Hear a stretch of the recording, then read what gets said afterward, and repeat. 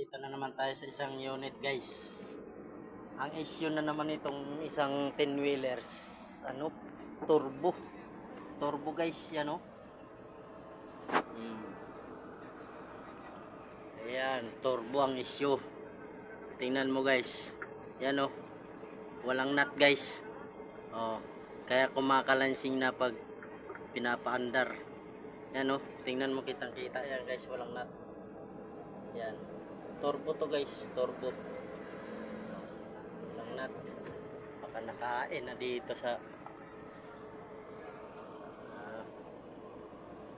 radiator. Baka nakain na dyan. Isang unit guys, turbo na naman ang issue nito. Turbo. Yan, walang nut guys oh. Na nakain na yun no. Ito dapat dito lang yun guys oh. Na sa ilalim, masok na sa ilalim yung guys oh. Kaya pala dapat dito lang yan banda. Kaya pala sabi ng driver, maingay daw, maingay. Yung pala yung